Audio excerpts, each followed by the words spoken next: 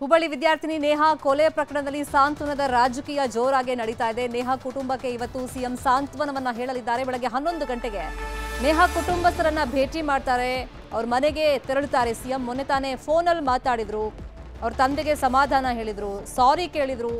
ಏನು ಹೆದರ್ಕೋಬೇಡಿ, ನಿಮ್ಮ ಜೊತೆ ನಾವಿದ್ದೀವಿ, ನ್ಯಾಯ ಕೊಡಿಸ್ತೀವಿ ಅಂತೆಲ್ಲ ಒಂದು ಆಶ್ವಾಸನೆಯನ್ನ ಕೊಟ್ಟಿದ್ರು. ಇವತ್ತು ನೇರವಾಗಿ ಕುಟುಂಬಸ್ಥರನ್ನ ಅವ್ರ ಮನೆಗೆ ತೆರಳಿ ಭೇಟಿ ಮಾಡ್ತಾರೆ ಸಿಎಂ ಸಿದ್ದರಾಮಯ್ಯ. ಧೈರ್ಯವನ್ನ ತುಂಬುತ್ತಾರೆ. ಆರೋಪಿ ಫಯಾಜ್ಗೆ ಕಠಿಣ ಶಿಕ್ಷೆಯ ಅಭಯವನ್ನ ಮೊನ್ನೆ ಫೋನಲ್ಲೂ ಕೊಟ್ಟಿದ್ರು. ಇವತ್ತು ನೇರವಾಗಿ ಭೇಟಿ ಮಾಡಿನೂ ಕೊಡುವಂತ ಚಾನ್ಸಸ್ ಇದೆ, ನಿರೀಕ್ಷೆಗಳಿದೆ. ಖುದ್ದು ಭೇಟಿ ಮಾಡಿ ಸಾಂತ್ವನವನ್ನ ಸಿಎಂ ಹೇಳ್ತಾರೆ.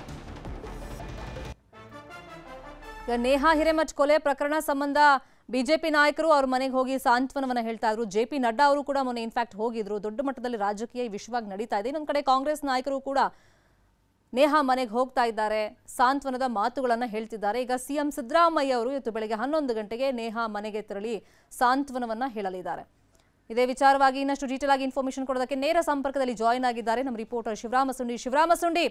ಬಿಜೆಪಿ ನಾಯಕರು ಬಂದಾಗ ನೇಹಾ ತಂದೆ ಒಂಥರ ಸ್ಟೇಟ್ಮೆಂಟ್ ಕೊಡ್ತಾ ಇದ್ರು. ಈಗ ಕಾಂಗ್ರೆಸ್ ನಾಯಕರ ಸರದಿ, ಸರ್ಕಾರದ ಬಗ್ಗೆ ನಾನು ತಪ್ಪಾಗಿ ಹೇಳಿದ್ರೆ ಕ್ಷಮಿಸ್ಬಿಡಿ ಅಂತ ಅವ್ರ ತಂದೆ ಸ್ಟೇಟ್ಮೆಂಟ್ ಕೊಟ್ಟಿದ್ರು. ಮೊನ್ನೆ ಫೋನಲ್ಲಿ ಸಿದ್ದರಾಮಯ್ಯ ಅವರು ಮಾತಾಡಿದ್ರು, ಮನೆಗೆ ಬರ್ತಾ ಇದ್ದಾರೆ. ಸೊ ಕುಟುಂಬಸ್ಥರು ಏನ್ ಹೇಳ್ತಾ ಇದ್ದಾರೆ, ಸಿಎಂ ಹತ್ರ ಏನ್ ಹೇಳಬೇಕು ಅಂತೆಲ್ಲ ಅಂದ್ಕೊಂಡಿದ್ದಾರೆ.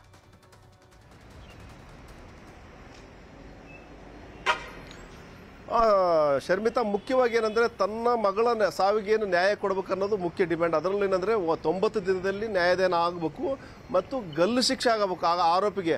ಅಂದ್ರೆ ಈಗೇನು ಮಗಳಂತೂ ಸತ್ತ ಮಗಳಂತೂ ವಾಪಸ್ ಬರಲ್ಲ, ಹಾಗಾಗಿ ಅವನು ಸಹ ಸಾಯಬೇಕು. ಹಾಗಾದಾಗ ಮಾತ್ರ ಆಕೆ ಆತ್ಮಕ್ಕೆ ಶಾಂತಿ ಸಿಗುತ್ತೆ. ಆ ನಿಟ್ಟಿನಲ್ಲಿನೇ ಒಂದು ತುರ್ತು ನ್ಯಾಯ ಸಿಗುವಂತ ಕೆಲಸ ಆಗ್ಬೇಕನ್ನೋ ಒಂದು ಮನವಿನ ಮಾಡೋರಿದ್ದಾರೆ. ಮತ್ತು ಇಲ್ಲಿ ಮುಖ್ಯವಾಗಿ ಏನಂದ್ರೆ ಈಗೇನು ಬರೀ ಕೇವಲ ಆರೋಪಿಗೆ ಒಂದು ಶಿಕ್ಷೆ ಆದ್ರೆ ಆಗಲ್ಲ.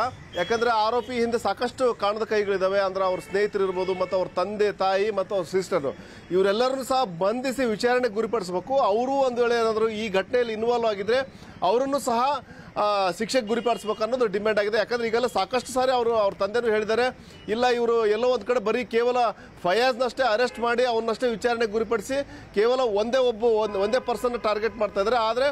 ಆದ್ರೆ ಹಿಂದೆ ಸಾಕಷ್ಟು ಜನರ ಪಿತೂರಿನೂ ಇದೆ ಮತ್ತು ಅದು ಕುಮ್ಮಕ್ಕೂ ಸಹ ಇದೆ. ಅದೆಲ್ಲವನ್ನೂ ಸಹ ಸಮಗ್ರ ತನಿಖೆ ಮಾಡ್ಬೇಕನ್ನೋ ಒಂದು ಡಿಮ್ಯಾಂಡ್ ಇಡುವಂತ ಸಾಧ್ಯತೆಗಳಿದಾವೆ. ಈಗೇನು ಇವತ್ತು ವಿಶೇಷ ವಿಮಾನದ ಮೂಲಕ ಸಿದ್ದರಾಮಯ್ಯ ಅವರು ಬರ್ತಾ ಇದ್ದಾರೆ. ತಡಸಕ್ಕೆ ಹೋಗೋ ಸಂದರ್ಭದಲ್ಲಿ ಮಾರ್ಗ ಮಧ್ಯದಲ್ಲಿ ಅವ್ರ ನಿವಾಸಕ್ಕೂ ಭೇಟಿ ಕೊಟ್ಟು ಸಾಂತ್ವನ ಹೇಳೋರಿದ್ದಾರೆ, ಖುದ್ದು ಸಾಂತ್ವನ ಹೇಳಿ ಅವ್ರಿಗೆ ಧೈರ್ಯ ತುಂಬವರಿದ್ದಾರೆ. ಆ ಸಂದರ್ಭದಲ್ಲಿ ಇವರು ಏನು ನಿರಂಜನ್ ಹಿರೇಮಠ್ ಮತ್ತು ಅವ್ರ ಕುಟುಂಬಸ್ಥರು ತಮ್ಮ ಕೆಲವೊಂದೇನು ಬೇಡಿಕೆಗಳಿದಾವೆ ಅವನ್ನ ಸಿಎಂ ಮುಂದೆ ಇಡುವಂತ ಸಾಧ್ಯತೆಗಳಿದಾವೆ. ಒಟ್ಟಾರೆ ಏನು ಇಲ್ಲಿ ಏನು ಬಿಜೆಪಿ ನಾಯಕರು ಹೋದ ನಂತರ ಒಂದಷ್ಟು ಸ್ಟೇಟ್ಮೆಂಟ್ಗಳು ಹೇಳಿದ್ರು. ಅದಾದ ನಂತರ ಕಾಂಗ್ರೆಸ್ ನಾಯಕರು ಭೇಟಿ ಕೊಟ್ಟ ನಂತರ ಮತ್ತು ಸಿಎಂ ಏನು ದೂರವಾಣಿಯಲ್ಲಿ ಮಾತನಾಡಿದ ನಂತರ ಒಂದಷ್ಟು ಮಾತುಗಳನ್ನ ಹೇಳಿದ್ರು. ಒಟ್ಟಾರೆ ಈ ಸಾಂತ್ವನ ರಾಜಕಾರಣ ಜೋರಾಗಿ ಮುಂದುವರೆದಂತ ಹೇಳ್ಬೋದು. ಶರ್ಮಿತಾ, ಥ್ಯಾಂಕ್ ಯು ಶಿವರಾಮಸುಂಡಿ ತಮ್ಮ ಇನ್ಫಾರ್ಮೇಶನ್ಗೆ.